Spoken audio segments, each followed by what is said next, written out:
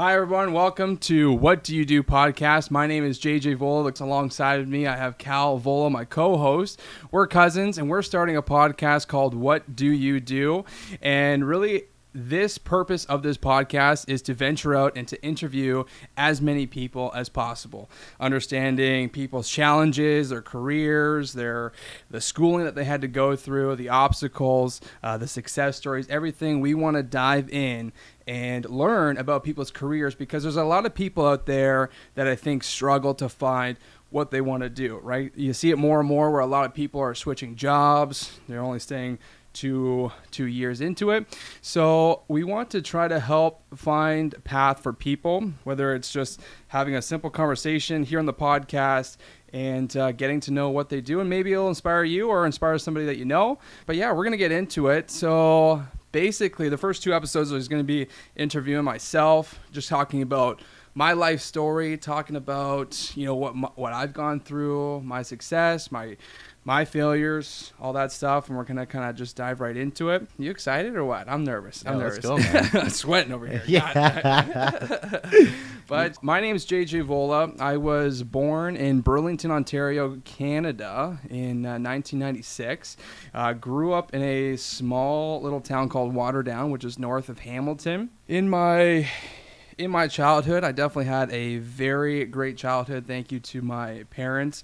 Really want to say a huge thank you to them. They really definitely helped me get through a lot of things and, you know, help me enjoy what a kid is like. You know, I think that's really the biggest thing is your parents want you to have a fun life, enjoy, so that way you can carry the torch and, you know, for the rest of the family to come. So biggest thing that I loved about my family for sure is just I think how much they cared about me. They loved me. You know, there was I think never an opportunity where I would say something to them and be like, hey, you know, what do you guys think of this? And never shutting me down was definitely key. Love that as my parents. They definitely wanted me to be the inspiring young man to try to inspire people, which this is what we're doing today, right? This is what I've gone through just to get me to where I am today and yeah, say what's up to the family. You know? So if you guys didn't catch that, so JJ and I, we're cousins. We didn't necessarily grow up together. We spent some time together, you know, Christmases and special events and stuff like that between us. We are kind of getting back together, and we do have the same passions for entrepreneurship and meeting people and finding out, you know, what people do and seeing if we can pass along a lot of that information on to you guys. So we're very excited to be doing this. It's been you know, a long time coming for us to have a project that we're working on together, which is awesome. So we're talking about JJ today. Yeah, all about me. I know. Try to put a spotlight on me. Yeah, and all of his life experiences and, you know, how he's gotten to where he is today. And, I mean, you know, as I'm older than JJ is, and, you know, I'm so proud of this guy. He's done an incredible job. So I went to Mill Grove Elementary School, which is just, again, near Waterdown. Then I went to Spencer Valley Middle School after. Went to Parkside High School with Cal and I. We, like you said, we grew up, but there was a point in our life where we had separated. I think I was about 12, 13. I don't know how old you would have been. You were, 6, 7 years older than me? I'm 6 years older than you. So. Yeah. We kind of really separated in a sense of like our families. And it was only really like, what, 3 months ago that we, just trying to think, I was driving on my Harley going through town, and I don't know what it was. Like, I knew where Cal lived, and we've seen each other like a couple of times throughout the years. You know, just hey, how are you? You know, you had a storage facility I had to store my car in and stuff like that. But it was never like you know, like maybe we'd catch up, but it was just like, oh, things are good. It's just a simple conversation. Yeah. But it's funny because I mean, this is the most Cal and I have been since I was 12 years old. Really, yeah. I mean, it's kind of crazy to think. It's really cool. Cal has a lot of entrepreneurial life experiences, which he's going to explain in the next podcast, of course, and all his journeys. And because I just want to say a huge, you know, thank you to my parents, because I really, like, I know obviously I just did say thank you, but, you know, they're just to give you some things that I've experienced when I was at a younger age. You know, I did grow up on a beautiful 8-acre property. You know, with that gave me a lot of opportunities to do things like, you know, have dirt bikes, have dune buggies, have a really beautiful pool to go swimming in and I can't even like remembering all of the parties that my dad used to host, and the pig roast and the celebration, and we'll probably talk about maybe our parents in another video, because they're all entrepreneurs, which certainly gives us, I'm sure, the mindset that we have today is certainly from our parents for sure. They definitely don't like having the 9-to-5 job or having somebody tell them what to do, So, Sure.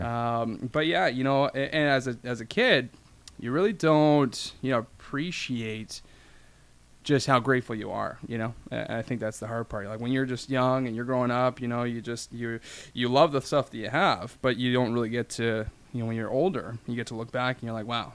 They worked so hard to make sure that we always had food, and obviously above that, doing things like, I used to play baseball, football, hockey. It was crazy to think how much life experience I've had just before I was, just before I hit my teens, right? So I just want to say again, a huge thank you to my parents again, and hopefully they're watching this, first episode. Hi guys. You're my first fans, okay? So thank you for listening. And a couple hobbies that I had growing up too. I loved WWE. I loved it. I don't know what it was. I know it was fake. Well, I didn't know it was fake back then, right? When you're a kid, you're so in it in the moment, right? You're like, wow, like I wish I was that, Rey Mysterio or like The Rock or, I'm just trying to think of some other legends, Batista, The Edge, whatever the case is. Like Stone Cold Steve Austin, baby. yeah. It's crazy, right? And that was definitely a huge hobby and passion of mine. And, all the action figures that I had to have, the magazines and all that fun stuff. And as I kind of grew older, I got into RC cars, I got into longboarding, got into all that kind of stuff. One of my biggest passions in my life, and I think it was around when I was 11 years old, was motorcycles. Motorcycles was my biggest passion. I loved watching American Chopper. That was something I always could be glued to the TV for hours, just watching them take nothing, just metal bars, go on their computers, which at that time, I mean, not nearly the type of technology that you have today, and that they were able to make the custom motorcycles that they have, which that to me was really cool and very inspiring. And that's what I wanted to do when I was 11 years old. I wanted to be like some sort of, I guess, motorcycle mechanic or, something like that. Because I had my first dirt bike, I think it was at 10. So I really that was the one thing, because when I was growing up at the property that we had, we were pretty isolated. Like it was an 8-acre property, but it wasn't in the city, right? So it's not like I was able to go to a friend's house is like whenever I wanted to, like in a sense of like walking down the street or whatever the case is, right? Like the biggest thing for me, it was trying to find out, okay, what are we doing today? To keep myself busy, have fun, and of course, obviously, having a or having a dirt bike at the time, I was able to, fall in love with something at such a young age, right? I was able, the way my house was connected at the time was it was backed onto all these like cornfields, yeah. And I was able to kind of go and adventure, do my own thing, and explore, which probably went a little too far than I should have most days. Probably my mom would kill me if she knew where I went. Where did JJ go? I haven't seen that kid all day. I can't get the dirt bike anymore, But yeah, no, I definitely got into a huge passion of motorcycles at a younger age, and that was what I knew I wanted to do growing up. But it wasn't until, as I was growing up, and I remember having this conversation with my dad. I think we were coming from a cottage or whatever the case is, and he goes, "Are you sure you want to get into motorcycles, Jay?" He goes, like, "There's only a 6-month out of the year thing, right? Like, maybe you could focus in on cars, right?" And it was that moment that I was like, well, maybe I should focus on cars. Because, I mean, really, if I'm only going to have a job for 6 months out of the year, I know, obviously, with motorcycles, you could work in the wintertime, but it's true. I mean, automotive industry, that it probably was a smarter decision to learn about cars instead of motorcycles, right? So when I was in school, Parkside High School, one of my co-ops, I think it was grade 11. Grade 11, I had 2 courses where I was able to go in and say, this is what I want to do, and then the teacher kind of hooked me up with where I wanted to go. Yeah. But they put me into a tire place called Dundas Tirecraft, and so it's a co-op. Yeah. It's a co-op with what? So it's a co-op a class that you had like back in high school, sort of thing. Yeah. So essentially, it was I guess you could choose if you wanted 1, 2, or 4 co-op. You couldn't do 4 unless you were in grade 12 or something like that, just because the available credits. I forget how they work it now. What grade were you in when you did your co-op? Grade 11. Grade 11. Yeah, okay. so grade 11, and it was. So Dundas Towercraft teacher set it up, and I remember my first day. It was so painful. I was like, "This is what hard work looks like," Yeah. you know. And but I appreciate that day today, you know. And I remember like just I showed up in jeans and just a regular T-shirt, and then of course the first day working at a tire shop, the first thing they get you to do is organize some tires, right? See if you can even lift tires and see if you're not going to complain about it and all this stuff. And I just remember the one other kid looking at me and going, don't you just love this, right? And I'm just like, yeah, it's great, love it. You know, I remember I was like I'm quitting. You know, I was like first day in, didn't want to do it, but you know I stuck it out, and it actually became one of my jobs that I had in my career that I certainly look back and I'm very thankful for. The owner at the time, or still is, Brian Moran. I have huge thanks for him, and you know everything that he's done for me, bringing me on, putting me under his wing. Like really, that was my first job, even though I wasn't getting paid for it. With the school credits, I learned a lot. Learned how to discipline myself. Learned how to, you know, I think at that point just be a hard worker. You know, like really understanding what it takes to work in an industry like that, but understanding that it was a challenging industry like trades. You know, for anybody, it's hard work. You got to work hard. You got to lift heavy things, and it's certainly not an easy job. And I appreciate all the guys that do work in the trades. There's no question about that. And we'll definitely interview a lot of trade guys on the show too. Sure. But yeah, and then I went back again for grade 12. So I wanted to go to a second co-op place. I wanted to try something new. Just go to a different shop just to see like what's the difference. So a different tire craft shop.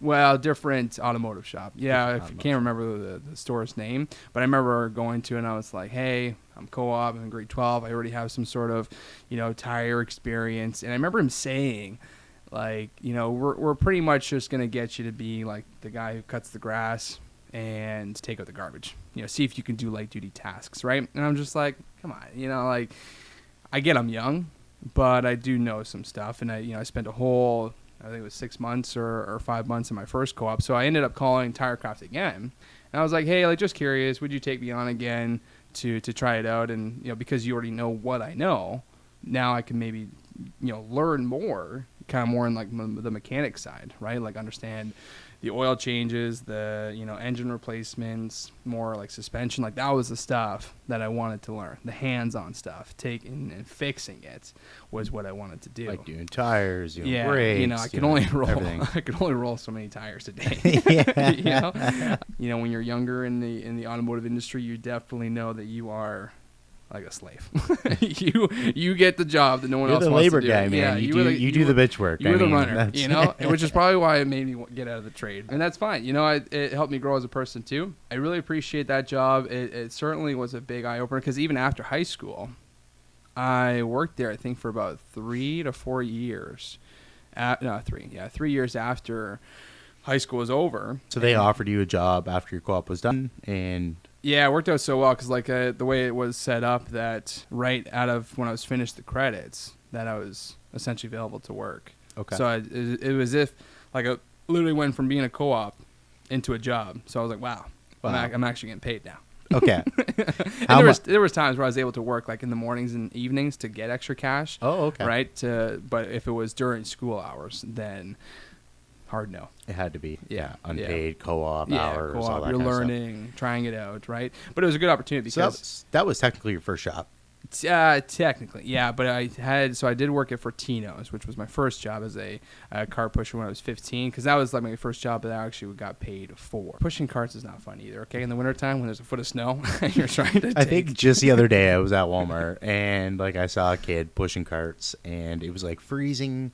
There was like ice on the ground or like slush, and the wind was brutal. And this guy's trying to push like 10 carts, man. And I'm just putting my cart back, and I'm like, damn, man, I feel so bad for this guy. So I like put my cart away. I like run over. Some other guy runs over too, and we like help this kid push all these carts back up to like the front of the store. Yep. And I was like, man, that is just a tough job, but it has to be done, right? Like someone's got to do it, and we appreciate those guys, And it's somebody's got to do it. And it was funny because at Fortino's they had a cart pusher You know, and with those things, you could push, I think, up to like 50 carts in one go. Right. But I never got to see the thing work. It was a coat rack. I guess Walmart doesn't have one of those. I should have worked for Walmart instead. Yeah. But So put your carts back, guys. Really appreciate that. Or just put them in the corral, okay? Like, don't be that guy that puts it in the middle of the parking lot. Like, take the extra steps. You chose to park far away, and then put the cart back. You know? Like, oh my god! So but that was always annoying because I remember you'd always have to like lock up the carts at the end of the night. And I would just remember, like, you scope the parking lot, and you just see this one cart that's way out there, and you're like, you have to get it. Because, of course, management, they do their own scope at the end of the night, and they want to make sure. And you had to count the carts. No way. You had to count the carts. Right. Wow. Yeah. And I remember, too, like, because that was when I got really good with, like, math, and I was like, okay, 3, 6, 9, 12. And I don't know why I counted with threes. It was better. It was just, it couldn't do fours for some reason. It's just like, 4, 8, 12. Like, how many would you lose carts? Like, or people would steal them, right? So what's funny about Fortinos, it's funny how in depth we're getting about Fortinos because I wanted the Fortinos to be the quick one. We're just going to glance over. But they had 3 different carts. Right. So let's say Walmart where they had one, right? You could essentially get all the carts put together. Right. But Fortinos had this little dinky cart. Then they had like a medium-sized cart. And then their large double bank cart. So as, not lazy, but I just didn't want to make the trip again. Right, I would try to get all 3 stacks. Right, the middle one would be in my center, the small one would be on my right, and the big ones would be over here. And I'm just like trying to push them all along. Jesus. And the stupid little ones would just go by themselves into never hit a car, but that I told anybody of. But yeah, that was a little challenging because if you didn't do it that way, then you were making 3 chips. Okay, right, because you were doing a trip for the big ones, a medium, and then small. Got it. But gotta be more efficient than that. That's right. Yeah, gotta be a little better. But yeah, Fortinos was fun. Definitely, I wouldn't say Fortinos was what impacted my life, but it was just a good job at the start. Tirecraft definitely had a big part in growing in learning, and I remember even just being in Tirecraft where. There was days I'd get there at like 5, 6 o'clock in the morning just to organize the whole tires for that day and then the next day. And the way we had it set up was there was, I think, 2 transport truck trailers, like 3 stacks high and 3 rows all the way down. Wow. Right? So there's 2 transport trucks. And then we had 2 kind of like cargo bins, right? And then we had a basement where the basement tires did not have any rims on it, just to keep it easy. You could essentially just throw the tires down the stairs, right? But man, tires are heavy. That's probably what screwed up my back. Yeah. Yo. No, it's true, honestly. Because I have bad back, and I did not lift those tires properly. And I know that today. Yeah. When you think about it, like, oh, lift with your legs, right? Like, oh, shut up. This is the easy way, right? Yeah. You're old. You're old, man. I got this. Now I have lower back pain. How many tires could you carry at one time? Carry? Well, what was cool at that time was when they were coming with new like tire carriers, and it was like these little claws that would go in underneath the tires, and it would clamp them. Okay. And then you would just pull back the cart. Okay. And then just roll. I think that was able to do like 8 to 10 tires. But it was different, like, as far as, like, because really you roll the tires, you can't really carry them all. But you could probably carry a solid 4 without the rims. Sure. But usually you got pretty good with, like, how to roll them, right? Essentially let them spin so that way they're on an angle going down. Because if they're on an angle, they're not gonna turn the one way. Right. It was hard to explain because the weight of the wheel is on the one side, right? Right. So, but it's science, bro. No, it's science to everything. The tricks of the trade. You do learn it as you get into it, for sure. The small things like that. The one job I would say I'm very grateful for, which I got while I was working at Tirecraft, was Pro Oil Change. So Pro Oil Change was essentially like a quick lube place for cars. You just show up, get an oil change less than 15 minutes, and get out. It was really cool because I was learning to essentially be the mechanic, and I applied to be the bottom guy, right? Because there was a top guy, and then there was a bottom guy. So the bottom guy, what does he do? So the bottom guy would do all like the draining the fluids and doing things like the transmission services, the differentials, transfer case, oil sprays. And then the top guy, he would do things like, if the transmission check plug or the dipstick came up to the top, then they would do the flush that way. Power steering flushes, coolant flush, air filters, cabin filters, all that kind of stuff. So when I first applied to the job, I was told I was going to be the bottom guy. I was so excited, right? Because I was like, perfect. I get to be down there, just living my life, draining fluid, just okay, ready to fill, or whatever the case is. And it wasn't until the day I started that they're like, you know what, you should be up top. And I was freaking out. I was terrified because obviously what's involved with being the up top guy is talking to the customer. The bottom guy never had to talk to the customer. Like, it wasn't his task. It was the top guy that had to be the quote-unquote spokesperson or the salesperson. I was so nervous because I remember I was like, I'm not good with talking to customers. Like, when you become a technician, you definitely become isolated on talking to the consumer, or like from a retail, like a one-to-one with a conversation. For example, if a customer blows out, like, you would not know how to handle or calm down that customer, right? So I was already like anticipating that it wasn't going to be a good job for me because I wasn't really a good talker, right? Like, I was just good on working on stuff, right? But I wasn't actually good. You didn't feel comfortable talking to customers. It was all new to me, right? So that was one thing that I was like, okay, I have to overcome this because it sounded like they already had enough bottom guys that they needed top guys, right? Okay. So I was like, I'll learn. But it's funny because that was actually where my first sales experience happened, talking to the customer, and I'll never forget it because it almost was what made me never want to talk to a customer again. I had to go into the room, and I remember like the owner of the store or the manager, they're like hyping me up, right? They're like, just take this air filter, go to the customer and say, listen, it's a little dirty, just based on how we see your air filter. Probably recommended just based on time and mileage, and it wouldn't be bad to just change and get. Was it dirty? If I'm not mistaken, it was definitely brown for sure. And All I was like, yeah, you know what, you could use a new air filter, right? So they're hyping me up. This is again first time I'm talking to the customer ever, and they're like, you know what, just go out there and just say, this is what you recommend. And it wasn't until I get to and it was a little older lady, and I get to her, and I'm, of course, someone that wasn't as clear as calm as talking that I am today. I was very shuddery, very like, hi, ma'am, this is your air filter, right? And I'm just like, here's your filter. We noticed it was dirty. Just wanted to know if you wanted to replace it, like something along those lines, just for her to look at me and go, I just came here for an oil change, put it back in my car. I want to be out here as soon as possible. I didn't come here to get upsold. And I just remember like saying like, yeah, okay, no problem, right? And I walk around, I'm just shaking. I was just shaking, just like, just put the air filter back in, okay? I'm sorry. But it was, oh my God, that obviously I learned a lot from that moment because it just showed me what customers could be like. But it was actually the same day. I remember going into another customer, like, hey, brush it off. My manager was like, it's okay, not everyone's like that. There are some nice ones out there. And it was funny because I remember going back into another lady and saying like, hey, welcome to Pro Oil Change. What kind of oil do you want to use? Regular, like the semi-synthetic, and it was like full synthetic oil change. Right. For sure. Okay. Heard her say, I want full synthetic, right? So it wasn't until the end to the cashier that I'm like, okay, your oil change comes to like $100. And she's like, $100? Yeah. You said you wanted to go with the synthetic. No, I just wanted the regular oil change. Like, what do you mean? Right? And of course, again, I'm new. Like, it's one of my first days. And like, this is like now my second experience on the first day. Oh my that God. I'm like, and I'm like, okay, this is my last day here. Like boss is already mad at me, and now I'm giving away money. He's gonna send me home, and this was a fun job while it lasted. First day in, but it definitely taught me in that moment, like, slow it down. Pay attention to what the customer's saying. Sure. Right? Because she could have said regular, and I just got excited thinking that she wanted synthetic. Or she asked for synthetic, and she didn't realize. She made me look like an idiot. She didn't realize it was $100. Yeah. Right? Maybe True. she was like, oh, yeah, like, which one's better or whatever. That's like, true, she wanted synthetic, and then didn't realize that the price is $50 more for that oil change.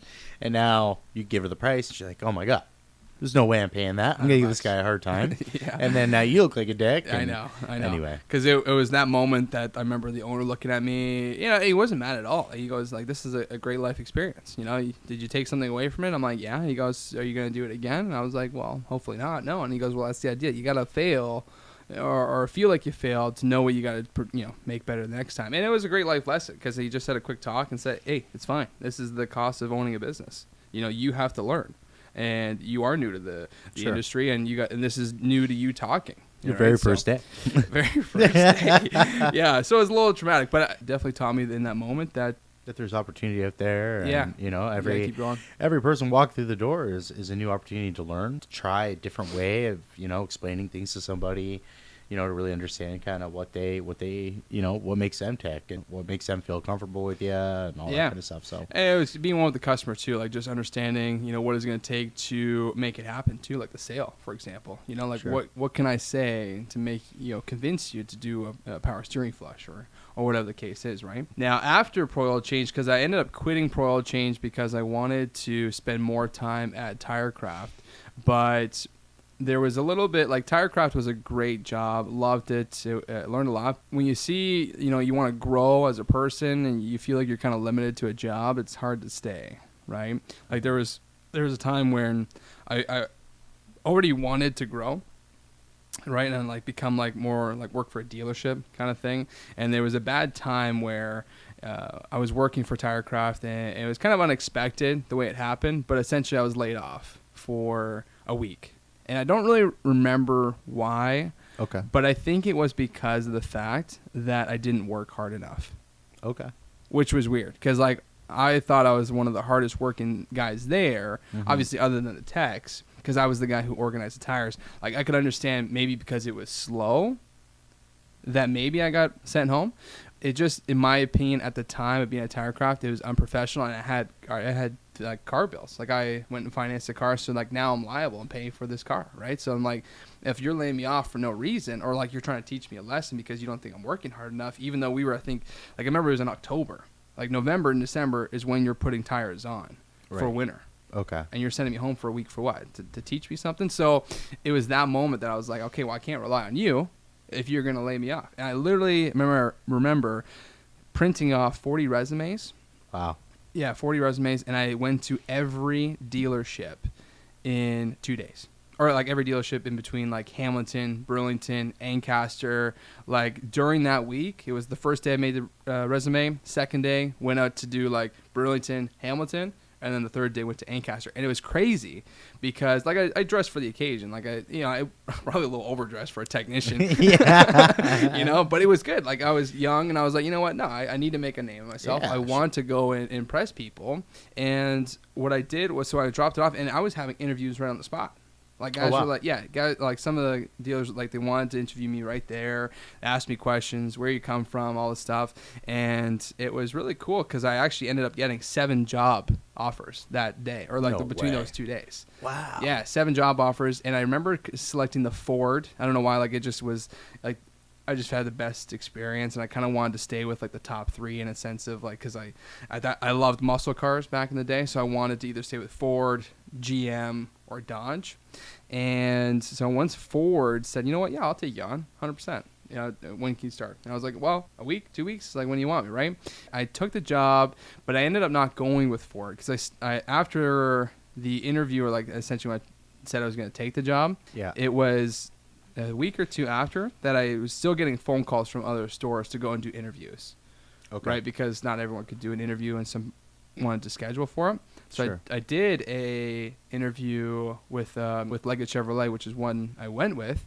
Okay. It was funny because, again, I was trying to think, 18, 19 at the time. Yeah, I'd say 18, maybe 19. But I went to them, same thing, dressed the way I was, had my like notepad, pen, ready to take notes, had questions of my own, all that kind of stuff. And I remember saying like, because he needed me like as soon as possible. Like something had happened, one of his techs quit on the spot, and he needed like a replacement pretty quickly from what I was gathering from the conversation. Right. And I knew I was already had a job. So I was like, listen, if you can beat this one person by an hour, you're the same distance, whether it's here or there. If you can beat it by $1, I'll work for you. And he's like, I felt so good walking out of that office. I was like, wow, from an experienced like service manager to having this, quote unquote young buck coming in, like kind of not saying this is how it's going to be, but just. Well, you negotiated your wage, yeah, which is huge. Yeah, that's pretty you're coming cool. from Tirecraft, going out. I mean, you're looking good, right? Yeah. I mean, you're dressed for the, to over deliver on the presentation of yourself and what you're able to do for them, right? I mean, you could probably negotiate even more, Yeah. And that's awesome. And it was crazy too because it wasn't only a week into that job. So I started off like they told me I was going to be an apprentice mechanic, which is what I did. But I went to go and be like the lube lane technician because that's what they needed me for until they could get more guys in the time being. But it was funny because their main guy, a week into the job, he quit. No way. And then somebody came up to me and goes, "So you're the new the head lube lane tech." I'm like, "What?" I'm like, "I just started." And I remember actually another funny story too with Leggett. My first day there as well. Yeah. I remember because I don't know what it was. Oh, it was the Tuesday they needed me because the original guy was off. And they said if I need help, like just go get a main tech. He'll come over and help you, but try not to use them because they're flat rate. And I was like, okay, like I got this. I worked at a lube lane. I know how to operate. Right. Sure. And it was funny because I remember like it was just different the way the setup was from what I was used to. Our oil change, like the I don't know what you call it, like the pit was definitely a lot narrower at the Leggett Chevrolet. So, and I didn't understand like where the drain plugs were. Right. So I would just like drive it down. And I remember the first day I took out one of the drain plugs, took the oil out, and the oil, because of the angle, went all on the tile floor. Like it missed the pit. No. Yeah, so it went on the floor, and I didn't realize it, like where the oil was going. Like, where are you going, right? And then it like, oh man, that was a first day experience there too, because I remember that, and I ran to go get like the service advisor. I'm like, I don't know what I'm doing. Like, I don't even know how to work your computer system. Like, it's like because you get somewhere new, they're using different softwares, and I'm like, I don't know what I'm doing. Yeah. I don't even because you had to like order oil in order to put it in people's cars. Like it wasn't a free tap. Like you had to punch in, I need 5.7 liters for this truck. Oh, okay. And if you messed up, you had to then like go again. So anyways, like I was learning all this the first day, and then that happened. Like it was stress overload. I'm like, I just want to go back to Tirecraft. Like it's moments like that. Why is this pit so small, dude? You're like banging on the sides of it. Yeah, it was that. I felt like I regretted my decision of wanting to feel like to go be quote unquote better, right? But obviously I stuck through it. Actually, it wasn't 6 months in, and then I was like, you know what, technician's not for me. Like, because every time you talk to one of the main technicians or somebody who's been in the trade for maybe 20, 30 plus years, they're like, get out of the trade. They just tell you right up, get out of the trade. Like, what are you doing being in here? I'm like, okay, well, if that's advice that you're giving me, like that's not what I want to hear. Sure. But if that's the advice that you're giving me, I'm going to take it and do something about it. Maybe not today. So why do you think they gave you that advice? Well, I think a lot of people and again, I love the automotive industry because I love cars, motorcycles, all that stuff. And what I learned from technicians was it sounded like you really get into the industry because you love cars. Okay. Right? That's what I gathered. Like you're young at the time. You love working on stuff. You're a hands-on person, and a lot of people get into it when they're a younger age. And when you're in somewhere, you're comfortable. You could be there for a lifetime, right? Sure. I mean, you punch in, punch out every time, every week. You fall in a routine. Sure. That and some of those guys, and they would say that to me. They're like, you know what? It was fun when I was younger. Now it's a pain. And obviously we need automotive technicians, right? Like there's just, people who love working on cars and can do it quick. Like people could be in and out working on, there were some guys I remember watching, they would have an engine in and out sometimes within a day. Yeah. Just because of how good they were. Like it was crazy. Right. And I've heard that, some people, they'll go into an industry because they love it. They love cars, all that kind of stuff. And then you end up like working full time in that industry and you kind of start to hate it. Yeah. You're like, man, like the people are terrible to work with or whatever it may be. And then you start to hate it. Then you start to hate your hobby, right, which is tough and whatnot. So I've just heard that before from people. It was 6 months into Leggett Chevrolet that I became a service advisor. Well, I guess essentially the lube lane advisor. Right. Okay. And the way so you were below the vehicles initially, doing the Well, technician work and above? So it was different at the dealership. Like there was only one person that would sell you the services, Okay. but they weren't working on the car. Okay. They were always doing like computer punching customers' information in. Like they'd help you put in an air filter, but it was like they were at the desk, the computer, making the work orders essentially.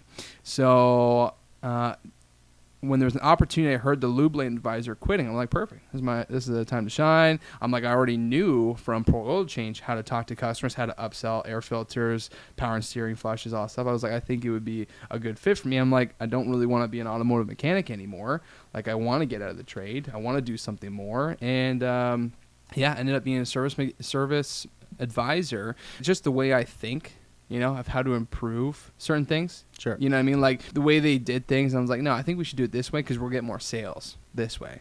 And we need to up the spiff promo so that way the technicians get more for wanting to sell things. Because that's the hardest part is that like I had to convince my technicians doing the work. Right. And of course, the same thing. They don't want to do the work. Like, why would they do the work?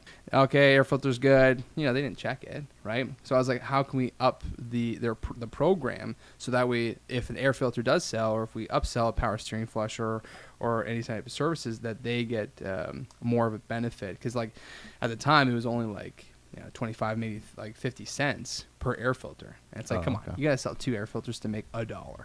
Right. For the technicians, right? Okay. So once I did that and I had like a full program, I'd be like, hey, and I felt like every time I was going to the customer, I was like, this is what's wrong with your car. So I changed it. I was like, I need to tell people what's right about their car, give them all the positive. Wow. And then give them the negative. Be like, I noticed all of this stuff was great about your car.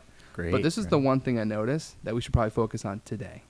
And that was like, and I pitched that to the service manager. I'm like, I think we're doing it all wrong. Like we just keep telling customers what's wrong with their car. Right. Like you only focus on what's negative. Right. I was like, why can't we just talk about what's positive first?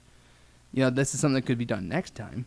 Sure. But this is what I recommend today. And honestly, from that moment, like the sales, in my opinion, like it felt like it kept doubling every month, which was really cool because then I could see the growth really quickly of my own sales from month to month to month, which was, I felt obviously that was my role responsibility, and because I did it, I took all the credit, right? Like I was like, I've now doubled the income in the lube lane. I'm like, okay, I need a raise. Like I'm working exceptionally hard. Yeah, I want a raise, right? So I remember going into the service manager at the time, and I was like, based on my performance, I feel like I've doubled the amount of income that's coming through the lube lane since previous lube lane advisor. I feel I want to be given a raise on my percentage of sales. That way, if I'm selling more, I'm getting more, right? Yeah. And then he's like, okay, I'm going to talk to the owner or the general manager, and he came back and he goes, we'll give you $1 more an hour, and I wasn't like, I guess I was insulted because my first words were, that's it. And he goes, well, maybe we could give you an extra 50 cents per air filter. Okay. And I was like, what? How does that make sense? I'm busting my ball, just trying to sell air filters, all these services, and I'm working hard for the company. And you're telling me I'm only worth $1 more an hour. And I guess maybe that was me being a little naive and younger and all that kind of stuff. But I felt like I was worth more at the time. So I felt very insulted, and I was like, you know what? I'm going to go determine my own income.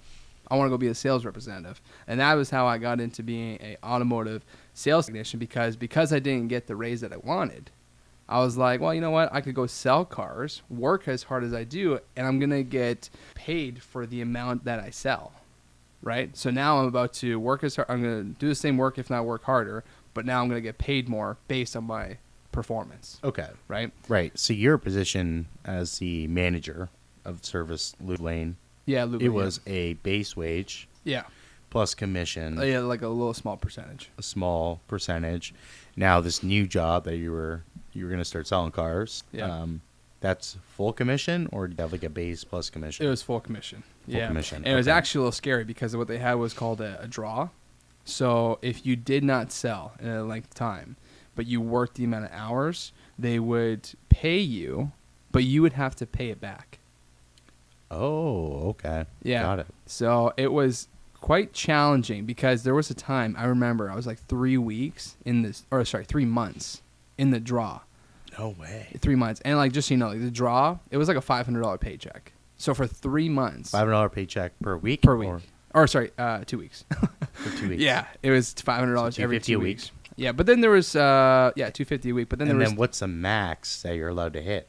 Like, well, just keeps as many going as you- until as many as you can hopefully you sell. sell a car. Pretty much. Oh, like the draw? They were like, oh, we need to we need to take care of all this draw money, because I wasn't the only guy. Like, it was all the other sales guys that were as well. Like, it was just a bad time of the year, right? And they're like, we need to write all this off.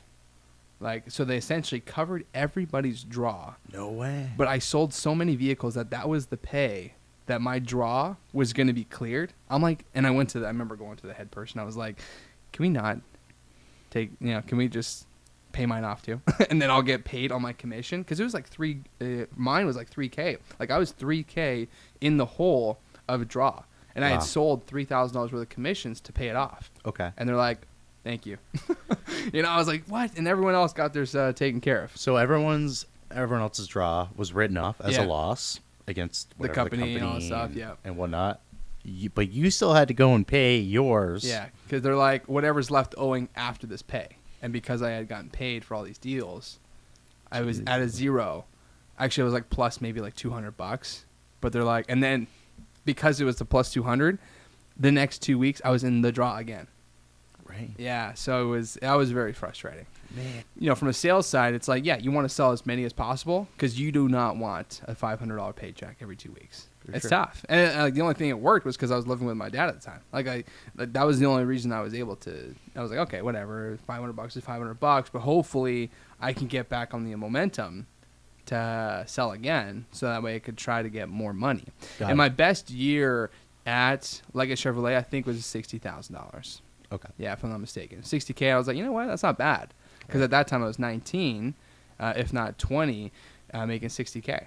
And I was like, that's actually not bad for working hard, not really having an education. Because I went to school, but it was only like Mohawk to be the apprentice mechanic for like the 2 months. Right. But other than that, like, I don't have an education. This is just me being a good talker. So, yeah, I love the job. It was actually great. So before the sales job, what was the difference in wage there? Like, after a year of doing? Oh, it was like $30K. So I was like, I 30K. doubled my income. So you doubled your income in 1 year. 1 year. By doing sales. Instead of full commission. Yeah, full commission. Okay. Wow. Yeah, even during that time, because that time of the 3 months, like, that was the hard time, right? Because then after that, it was like you were, because the best thing was the pickup trucks, like use the GM, Chevrolet, GMC, the Silverados, all that kind of stuff. Like, those were where the good money was in. So if you sold, like, because then I tried to like specialize in being the truck guy. Which is actually so cool, because the small story, there was a contest from General Motors when they brought out the new trucks in 2020. Yeah. They had a contest for all the sales guys to make like a 5-minute video. And a buddy of mine... I remember seeing the video. Do you remember seeing the video? I remember, yeah. I'll maybe I'll have to pull it up. But it was like a 5-minute video. You just had to explain what was new, what's exciting, blah, blah, blah. And I think I ended up getting like 3rd or 4th in all of the videos. Right. People had to vote on it. No, it was just based off. Well, I don't know if it was voting, but it was just management in the high end of, or high anarchy of General Motors that was like, this is a great video. And I remember seeing the first video. Wow, it was like a team effort. Like, it wasn't just one person. Like, there was like 6 different people. Yeah. And what was really cool about the video was So I went the approach of like, hey everyone, my name's JJ. This is the all new Chevrolet Silverado. Let me show you the new features about the truck, right? Versus the #1 video was like the manager of the store introduced the video, like, let me show you why you need the new Chevrolet and the new GMC truck.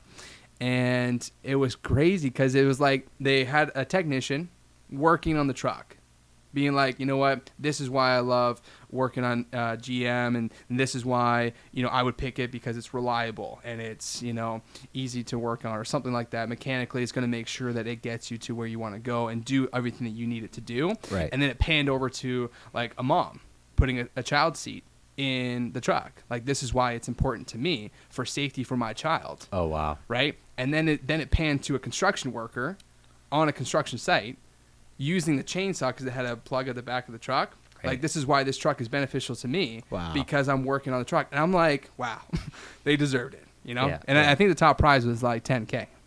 for the video. Yeah. Wow. So yeah, I don't. Made sense, you know, if you could hire a company for $5,000, whatever it may be, to make a video, and then they do the this video. great video and then they use to share, of course, obviously throughout their. But yeah, that was. So was that now the ad for that truck? No, wasn't like it didn't go in like production ad, but it was. They definitely shared it. It was circulated like crazy, I'm sure. Oh, it had a lot of views, yeah. And that was just one way of GM saying like, hey, instead of paying millions or maybe hundreds of thousands of dollars to get a movie crew, this and that, let's pay our sales representative of the best videos, right? The ones that work the hardest or best editing, whatever the case is, to say, hey, thank you for advertising for us, you know, in that sense. But it was great for the salespeople too, because I learned so much about the truck, right, in such a short time. Because I'm like, I need to know everything, and how do I say everything about this truck in 5 minutes? Because it was a whole new truck from it was 2019, to 2020. So, so I really tried my hardest to be the truck guy. Because I was like, you know, this is where the money's at. Guys are coming in like crazy, buying trucks, flipping it over. Even my brother, I don't know how I was able to do it. I got him in 3 brand new trucks in a matter of a year and a half. Yeah, so being the truck guy was definitely really cool. There was a trainer, which his name's Alan Dickey. Everyone hated him. I loved him, you know, because he was, you know, like an average trainer that comes in, tells you like, hey, this is how it's done. And it's like, okay, well, why don't you show me how it's done? And then I'll believe you, right? But he just definitely had the cocky attitude, but I don't know what it was. Like, it was just like, this guy's awesome, right? Was he cocky or confident? Both. Both, yeah. There's definitely some moments you're like, okay, you didn't need to say that. Yeah, like, you're up here, just take it down a notch, right? Yeah. But it was that moment that he goes, you need to brand yourself. And I was like, it's true. Like, as a salesperson, people don't really realize it, but, like, you are a business within a business. Right. Like the nice thing about being a commissioned salesperson is, you know, you don't have to pay rent, you don't have to pay insurance, you don't have to pay fees to have an office, like, you know, being a real estate agent. And, you know, like that was one thing that you had to do. If you wanted to be a good salesperson, you had to market yourself. Right. 100%. Like just to make it a little bit better. So I was like, what was one thing I always loved doing? And whenever I did my first delivery, ever since my first delivery, I always took a selfie with the customer. I was like, you know what, this is just a cool memory. And then what I would do is I would make Christmas cards, or like, you know, at the end of the year. Okay. And then I would print off the pictures and I'd send them off to the customer, say, thank you again, Merry Christmas. Great idea. But I was like, how can I incorporate this into my marketing? So then I called myself JJ the Selfie Salesman. And it was funny because I had a whole caricature made up. I had a logo and all this stuff. And I was like, you know what, this is something different. Like, I want to be the selfie salesman because that's what I've done since my first delivery, right? Yeah. And it was pretty fun.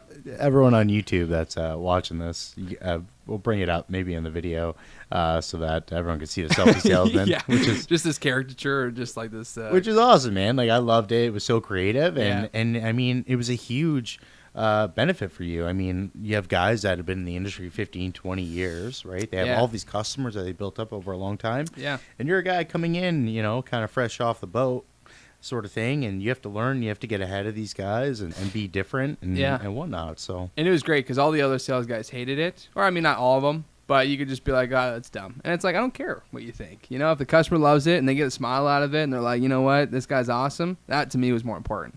You know, like everyone always worries about what the other person thinks. And it was like, you know what? No, I'm doing what I'm doing. I set up my office. Like I had this cool, like, you know, my mom made me this custom sign, which we're going to have soon, by the way. It said, sign's coming. Sign's coming.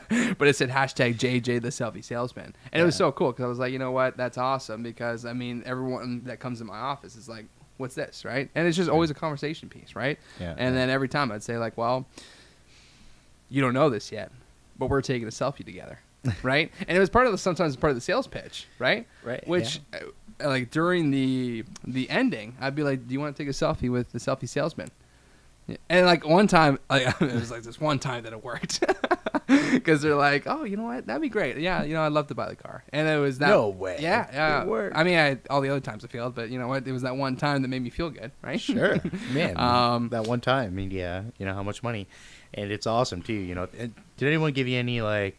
They're like, no, like I'm good, like I don't want to do a selfie or anything like that. Yeah, you get the like the some miserable guys, or you know, it's not wrong by them. It's just they're not camera people, and they just don't want a picture, or you know, maybe they're smugglers and they just don't want their. No, okay. You never know. Right? Don't know the situation, but they didn't use want to take a vehicles picture. for different things. And then I'd be a loser still taking a selfie with the car. Yeah. You know, just be like, oh, I'm still gonna take a picture anyways.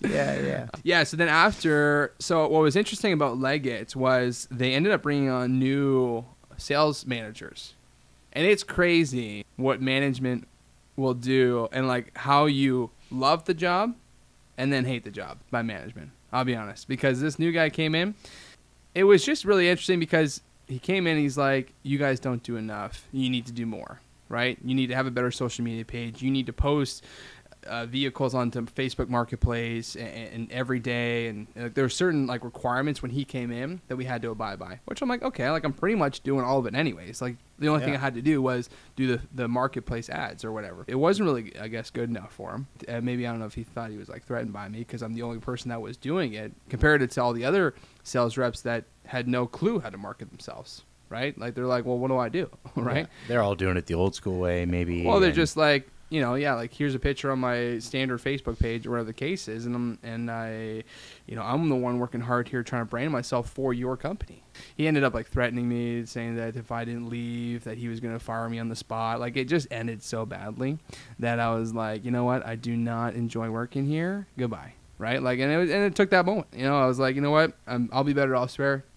You need me. I don't need you, right? Because great salespeople are hard to come by. I mean, there's always good salespeople, but it's hard to find good professional salespeople, in that sense, or people that are willing to market themselves and go the extra mile, right? So, yeah, people don't appreciate people until they leave too. Like they're like, oh man, you know what? JJ was actually killing it for us, and I mean, people's pride gets in the way, and people, everybody has their own way of doing everything and whatnot. So when heads clash like that, I mean, just better to kind of move on and take on the next opportunity, right? Yeah, and it was good too because it was perfect timing because there was a place that I went to after it was called 401 Auto. I went there to be a finance manager. So this was like my dream goal. Like the way I had it set up when I was in the dealership, I was like, okay, perfect. I started off as a technician, went to be a service advisor, went to go be in sales. Now I'm going to go and learn how to be a finance manager. Right. So now you've all encompassing every role. Every role except for the parts department because I still can't figure out how they remember all those part numbers. Right. They just punch it in there like... Yeah. Right, and then they're just going in there. I'm like, how did you know that part number? Yeah, it's like knowing phone numbers back. Yeah, in those the day. guys. I wanted to know the dealership because I'm like, one day I want to own a dealership, and I was like, this is the perfect way. I need to understand every role, so then that way when somebody comes and tells me how difficult it is about their job, or that something's not right, I'm be like, well, no, this is how you do it. Like I wanted to know, so that one day when I do own my own dealership, that I get to understand what I'm talking about instead of someone coming to telling me this is how it's done or whatever the case is, right? And that was what I wanted. I wanted to own my own car dealership or something like that. Yeah, at what point were you like, I really want to own my own car dealership? Was this like when you were younger, or like, once you started at Tirecraft, or like you got to Leggett's? You're like, man, wouldn't it be cool like one day to own this dealership and like run it my way, have all the sales guys super motivated to get out there? That's a good question. I feel like it was almost when I was 11, right? Because it was that moment that I'm like, I want to do something exciting, but obviously not to the level like maybe when I was older, probably like when I'm getting into it. And then once I probably came into like the actual sales, that's when I was like, okay, you know what? I'm actually a good talker. I feel like I present myself pretty well. I was like, I could be a good owner and operator and a leader too. Like to me, I want to be a great mentor and a great leader for a lot of people. So I was like, you know what? I do want to own it. I think it was probably around that time when I was in the sales. I guess, I mean, if you really think about it, if you're into cars and like you want to sell them and whatnot, what's the top, of that world is owning a dealership, right? Yeah. And then, building a group, having a bunch of different dealerships, all that kind of stuff. Yeah. So it really does make sense. And then when I went to 401 Auto, it was crazy the operation they had there.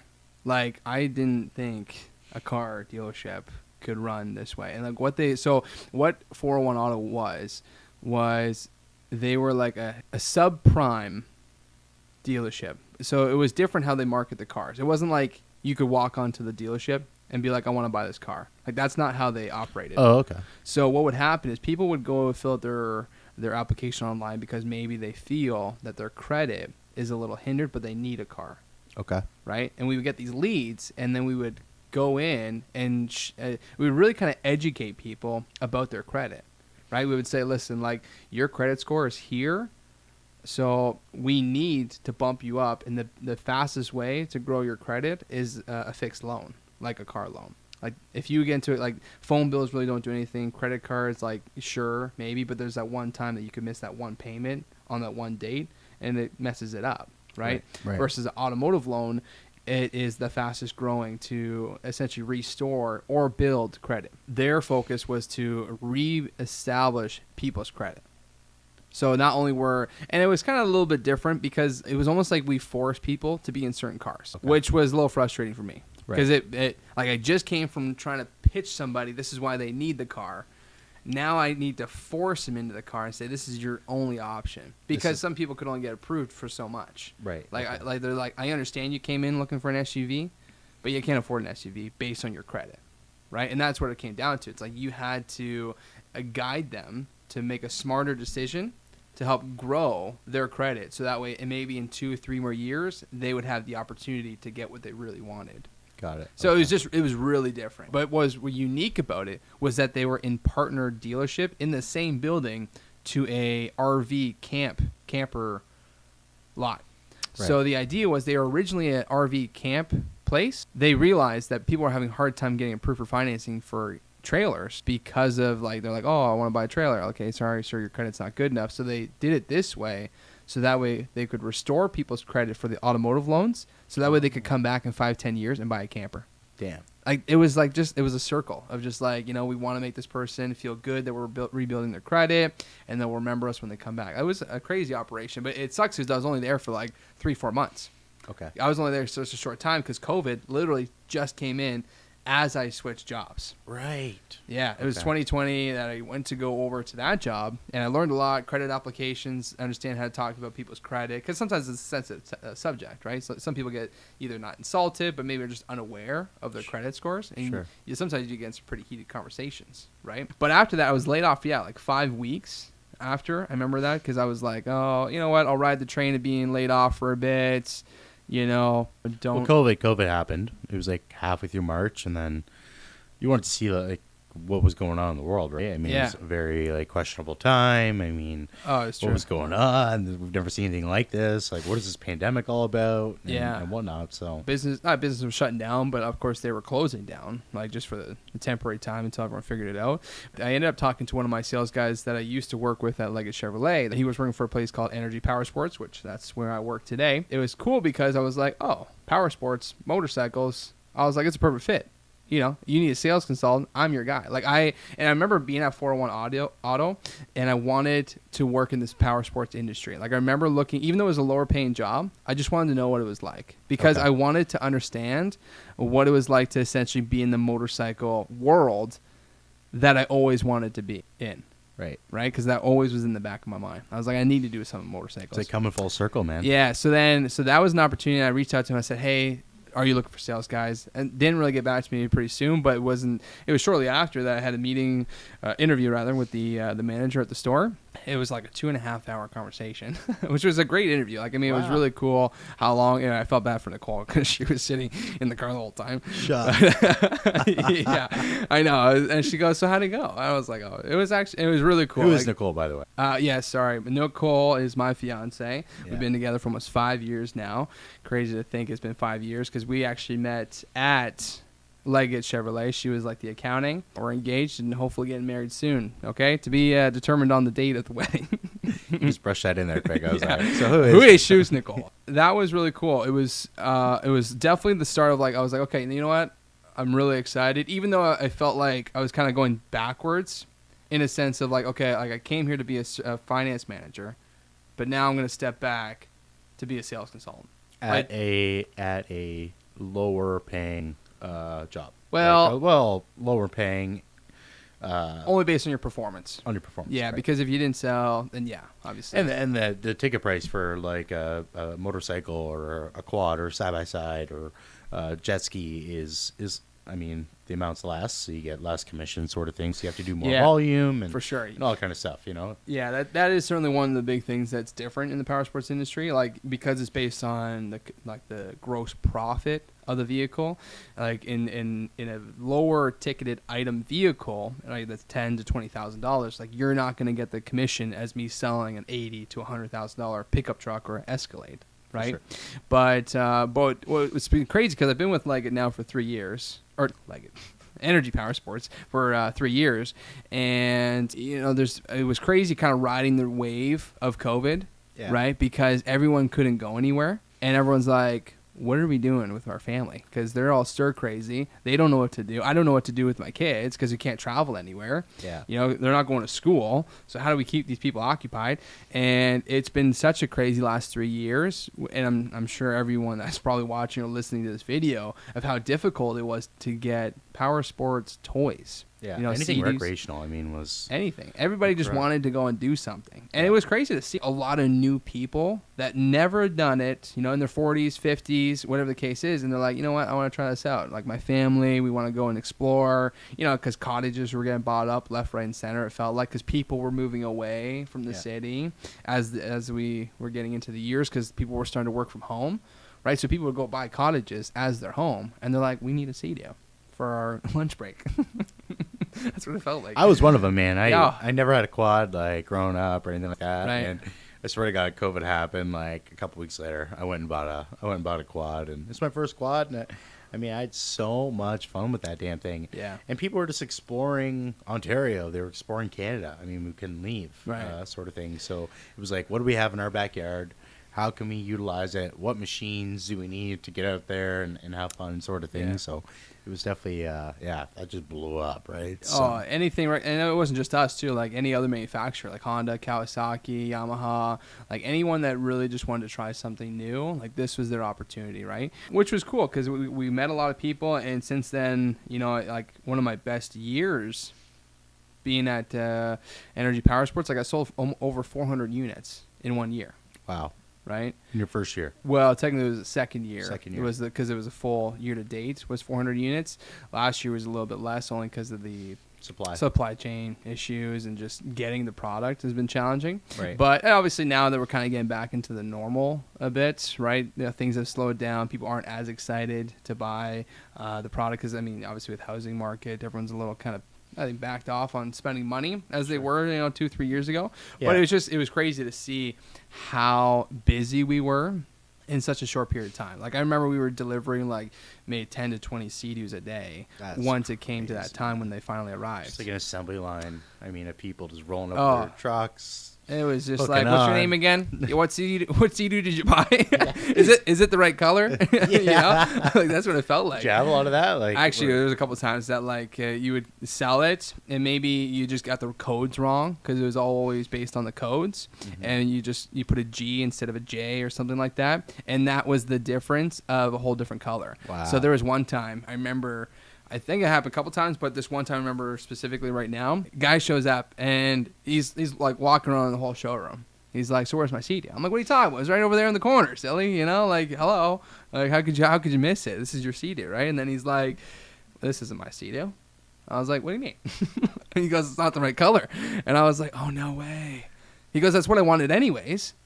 I know. Shut up. He goes, "That's what I wanted anyways." And I was like, "No way," because I was in panic mode when he said, "This isn't my CD." I'd be freaking out, man. I was like, "What are you talking about?" It's like you get your car painted by a auto shop or something, and you're like, "Dude, wrong color." Yeah, I know. I know. And it happens, man. It happens all the time, you know. In the moment too, you feel like an idiot. You feel like, and again, back to that moment with pro oil change, where it was like, oh, I didn't listen to him. I rushed it. Right? It was definitely. I was like, oh, but it worked out in the end. You learn how to, make sure you put that G instead of a J.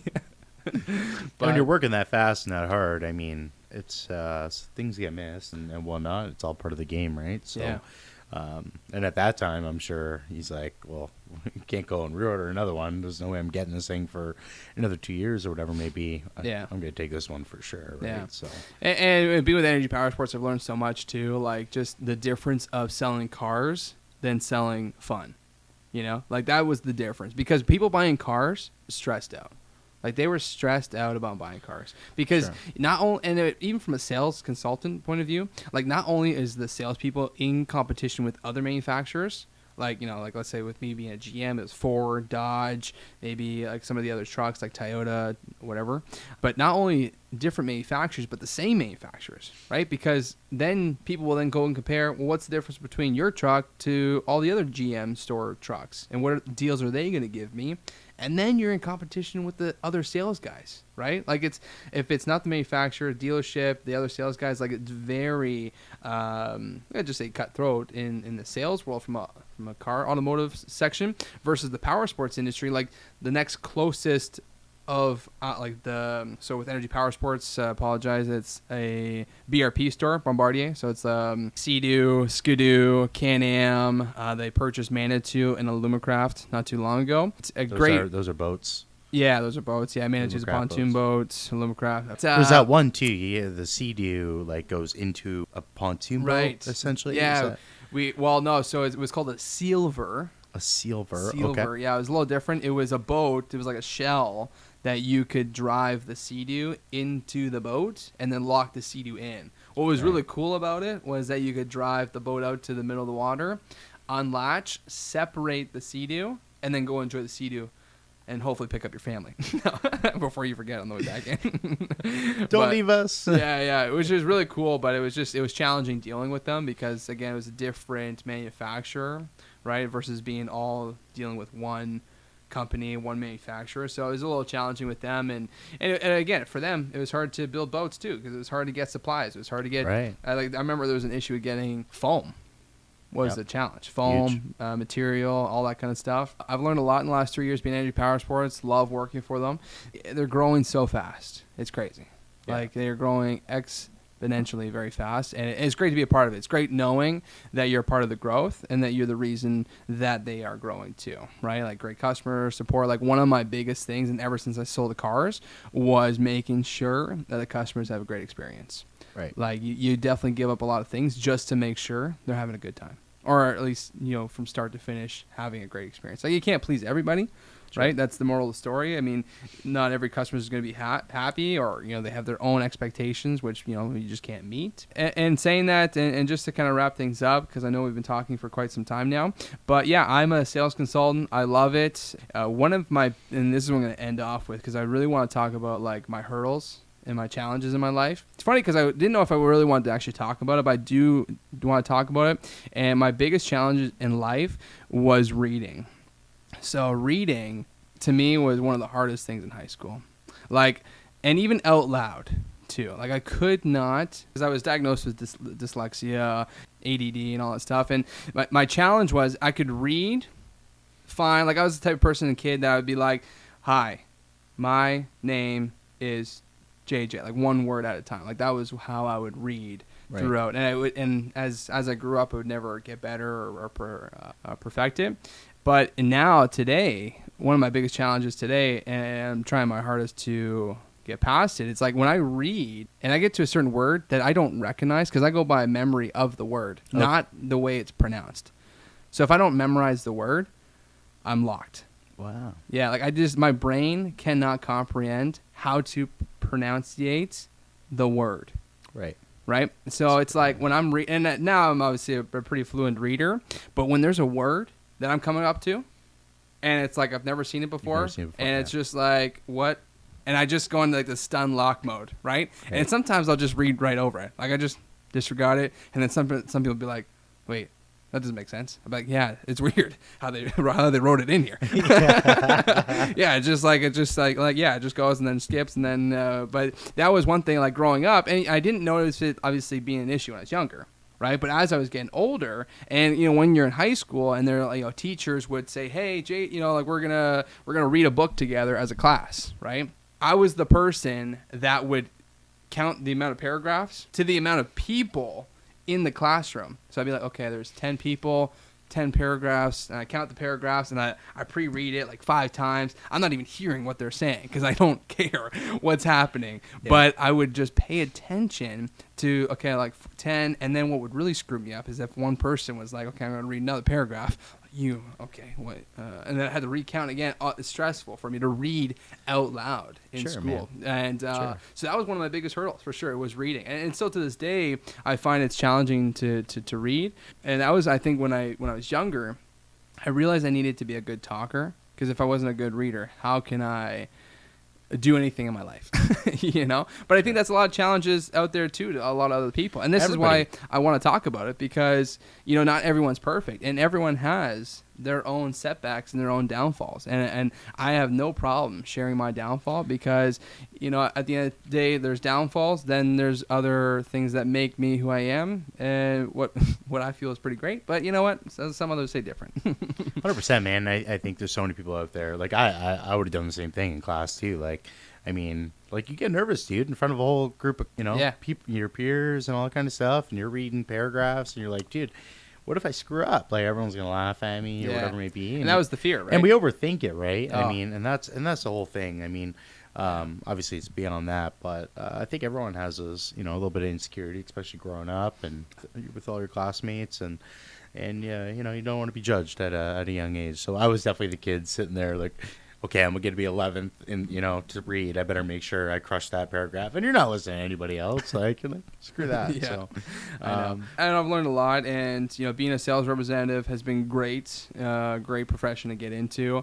It's certainly not for everybody. A lot of people think it's just talking, right? Like, everyone makes it sound like it's easy to be a sales consultant, but it's not. I mean, when I was at Leggett Chevrolet, when I was at 401 Auto, and even at Energy Powersports, when I was a technician, it was funny looking at the sales guys and be like, wow, maybe one day I'll be like that. Versus the sales consultants or the technicians look at me today and be like, oh, look at his cushy job, right? And it's not that it's cushy. Like, yeah, am I as hardworking as you, like, hands-on? No, obviously not.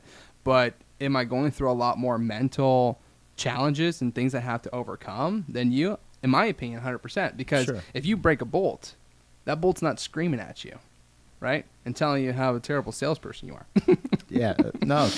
And it's, it might be frustrating because you broke a bolt, or maybe you don't know how to figure out how to fix something, but you don't know what you have to go through on a day-to-day basis being a sales consultant and remembering every person, right? And then still having to be, at a 10 out of 10 customer service satisfaction, right? Like, it takes the right person. It takes, you're definitely going to have thicker skin for those moments when customers want to, burst out. And yeah, so I have a few questions for you before we shut her down. So if you could start all over again, would you still do sales, or would you do something else, JJ? Yeah, 100%. No, I'd do it all over again. I mean, even just my path of what I've gone through, like the whole tech to service advisor, I would do it all over again. Because, you got to think, I'm 26 years old today. I'm not trying to toot my own horn, and this isn't just me being like cocky. I like to think more of it as being confident. I strive myself to be a great salesperson, and it's only because of what I went through. Sure. Yeah. So I definitely love my path, and even my future too. Like, everything I've learned up to this point is just success for the future. 100%, man. Yeah. And okay, so what is your proudest moment in your career? Wow, proudest moment. Wow. See, it was really cool. At Leggett Chevrolet, there was an opportunity, like, in this, it was unfortunate because it was around the time that I had left. Like, it was like when I was getting into actually wanting to become the truck guy to the Corvette guy. I was a part of them near the end of my sales at Leggett to go with them to events with the Corvettes. So we got to drive the Corvettes, and it was like 4 of us. Like, we were driving to these events to go and showcase Leggett Chevrolet, because they wanted to be a big Corvette dealer for what was coming, and obviously it was for the C8 Corvette launch at the time.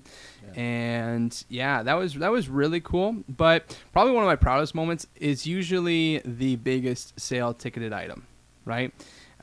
Because the big ticket item that I sold was one of the Manitou pontoon boats. Oh, okay. And it's different when you sell something that's like $20K and then you sell something that's almost like $170K. Like, it's a whole different feeling.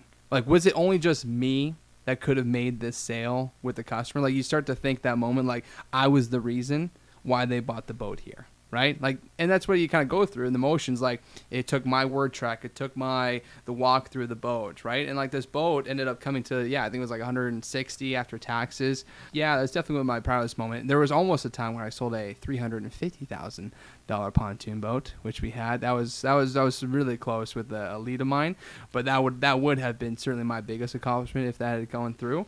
But I think just in general, it's incredible, man. Yeah, I think just in general, I'm proud of just where I've gotten to today. Yeah.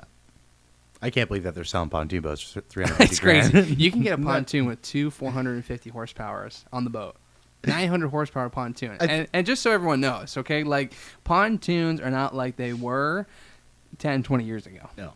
Like they are nice. They are nice boats. It's a party boat. Oh, it's great for the family, great for people who just want to go either just leisure on the lake or go have fun. Like everyone thinks that they need this bow rider or fiberglass boat, but I'm telling you, if you've seen the new 2023 Manitous, go check them out. That's awesome. So if you had to give your 20-year-old self advice, what would it be? 20-year-old self me advice? That's a great question. Keep doing what you're doing? Well, if I were to look at my 20-year-old self, like right, if I was looking at 20-year-old me, right? Yeah. It's not to say I wouldn't change anything what I did, because you had to go through the hardships to learn everything. But probably one of the things I would have said then is to overcome your like fears, or like, for example, the reading situation. Sure. Like, learn how to get better. Learn how to do 1% a day better to be better for the future. And it was one of those things that I just always slacked. I never wanted to better myself. Mm-hmm. And today, 6 years later, I really appreciate, like, I do Audible for listening to books, and I love listening to books now.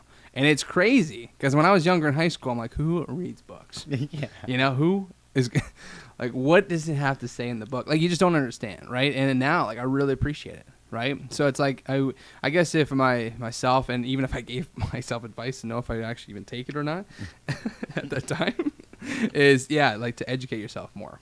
Sure. Right? Because, I mean, really, education is key for sure. So last one, who's someone that you look up to, JJ? Like a mentor or someone that's in your life that you really look up to and, idolize? Yeah, definitely my parents for sure. Yeah, they, and I know I ranted about them a little early off in the beginning there. Talk about hard workers, both entrepreneurs, like just to get a little bit backside, like my dad, he worked in the sign industry, being a sign spokesperson for Loblaws and Fortino signs and stuff like that, as well too as my mom was the graphic designer for the whole facility, for all the signs in Fortinos and any Loblaws. So, they really showed me off at an early age what it takes to be a hard worker, and this is what life can be like when you work hard.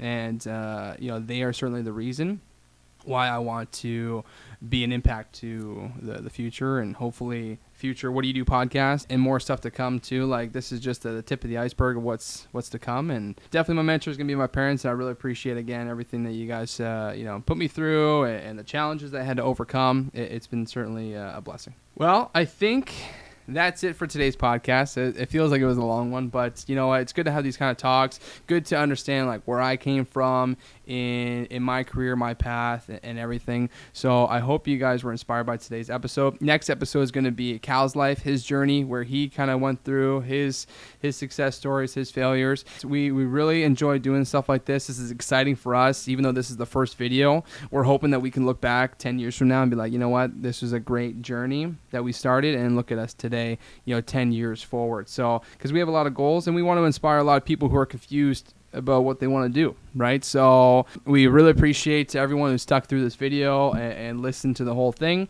If you do have any questions, or if there's any careers, like we're obviously 2 weeks from now, we're going to be interviewing our first guest, but one thing we want to know is what careers, jobs would you like us to interview? We want to know from you guys who you want to see on the show, what careers are you curious about, just so we can dive in and ask them those types of questions, because the type of podcast that we're having today is not the podcast that we're going to have. Like, we are going to be interviewing people about what they do, what they had to go through, and talk about certain things like their incomes, like their cost of education. Like, there's a lot of things we're going to dive into these people.